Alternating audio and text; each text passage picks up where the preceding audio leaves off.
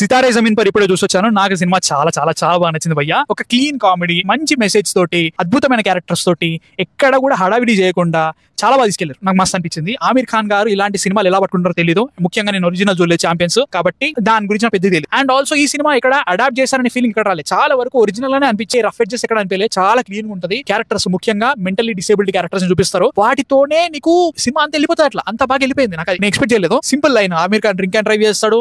Judge నువ్వు 3 months వీళ్ళకి coaching నేర్పియాలని చెప్పి అక్కడ నుంచి ఆమీర్ ఖాన్ క్యారెక్టర్ వీళ్ళ మధ్యలో ఉంటూ ఎలా మారిపోయాడు అని జనరల్ స్టోరీ. అంతకంటే ఇంకేం లేదు. దాన్ని చాలా బ్యూటిఫుల్ గా చూపించి సినిమాలో ఇది బాగుంది అది బాగుంది అని చెప్పడానికి ఏముండదు. The whole cinema is a fantastic experience. మంచి బ్యూటిఫుల్ ఎక్స్పీరియన్స్. క్యారెక్టర్స్ కానీ వాళ్ళ మధ్యలో చిన్న ప్రాబ్లమ్స్ ని అలా సాల్వ్ చేస్తూ క్లైమాక్స్ దాకా ఎలా వెళ్ళిండు. That is the main thing. సినిమాలో మెంటలీ డిసేబుల్డ్ క్యారెక్టర్స్ తోటి ఏదో ప్రాబ్లం ఉంటుంది అనుకుంటాం. కాదు, ప్రాబ్లం అంతా ఆమీర్ ఖాన్ దగ్గరనే ఉంటుంది క్యారెక్టర్ తోటి. అండ్ ఆల్సో జెనీలా ఎందుకు యాడ్ అయింది ఇంట్లో, వీళ్ళిద్దరి మధ్యలో ప్రాబ్లం ఏంటి, ప్లేయర్స్ ని కలిసిన తర్వాత ఆమీర్ ఖాన్ ఎలా మారాడు, అక్కడ ఉండే సీన్స్, ట్రాన్సిషన్స్ అద్భుతంగా రాసుకున్నారు భయ్య. చాలా చాలా బాగుంది. సినిమా చూస్తున్నంత సేపు ఒక స్మైల్ ఉంది గ్యారంటీగా. అది నాకు మంచి అనిపించింది. మ్యూజిక్ వైజ్ గా శంకర్ ఎహసాన్ లాయ్ చాలా బాగా పెట్టుకున్నారు. నేను తారే జమీన్ పర్ రేంజ్ లో ఒక్క పాటైనా ఉంటుందా అనుకున్నా, లేదు. బట్ ఈ సినిమాకి దానికి సంబంధం లేదు. జస్ట్ పేరు మాత్రమే వాడుకున్నారు. అక్కడతోనే ఆపేశారు. సినిమాటోగ్రఫీ, టెక్నికాలిటీస్ అన్ని చాలా బాగున్నాయి. ఎక్కడ కూడా హడావిడి చేయాలని ఎక్కడ చేయలేదు. చాలా క్లియర్ గా ఉంటుంది. ఇది సిచువేషన్, ఇది పాయింట్. మేము ఇంతకంటే ఎక్కువ వెళ్ళాం. మీరు కూడా వెళ్ళకండి, అవసరం కూడా లేదు. అండ్ ఆల్సో ఈ సినిమాలో ఆటిజం ని, డౌన్ సిండ్రోమ్ ని ఎక్స్ప్లెయిన్ చేయడానికి కొంచెం ట్రై చేశారు. అది చాలా వరకు చాలా క్లియర్ గా చూపించారనే ఫీలింగ్ వచ్చింది. అంటే వీళ్ళకి ఇవి ప్రాబ్లమ్స్ ఉన్నాయని ఎక్కువ చూపెట్టలేదు. అంత దూరం మేము వెళ్ళము. డీప్ కూడా అవసరం లేదు. వీళ్ళు ఇంత ప్రాబ్లం ఉన్నా గానీ ఇంత ఆనందంగా ఎలా జీవిస్తున్నారు,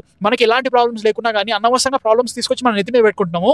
వాళ్ళకి మనకి తేడా ఇట్లాంటి పాయింట్స్ చాలా అడ్రస్ చేస్తారు. అవి మస్తు అనిపించినాయి. ఇక్కడ కూడా మెసేజ్ ఇద్దామని నూకలే. అది నాకు ఇంట్రెస్టింగ్ అని. క్యారెక్టర్స్ మారే విధానం చాలా సీమ్లెస్ ఉంటాయి. అది నాకు ఇంట్రెస్టింగ్ అనిపించింది. అరే ఆమీర్ ఖాన్ ఏంట్రా మనకి స్టార్టింగ్ లా చూపించారు, లాస్ట్ లా అయిపోయింది, దానికోసం సపరేట్ గా ఒక సీన్ పెట్టాలి అన్నట్టు ఎక్కడ పెట్టలేదు. వెళ్తూ క్యారెక్టర్ అట్లా మారిపోయింది. అది చాలా సీమ్లెస్ అనిపించింది. ప్రసన్న డైరెక్టర్ ఎంత అడాప్ట్ చేసినా గానీ స్క్రీన్ ప్లే చాలా ఇంట్రెస్టింగ్ గా పెట్టుకున్నారు. ఎక్కడ కూడా బోర్ కొట్టిందని ఫీలింగ్ రాలేదు. బట్ సినిమా లాంగ్ అయింది అనిపించింది. ఒక 20 minutes లేకుండా నడిచిపోతుంది. అనవసరంగా లాగారా అని ఫీలింగ్ వచ్చినా కానీ ఎక్కడ ప్రాబ్లం అనిపించలేదు. పర్లేదు, ఓకే, వీ కెన్ సీ అనే ఫీలింగ్ వచ్చినట్టు. ఓవరాల్ గా Sitaare Zameen Par is really fantastic experience for me. నాకు మస్తు అనిపించింది.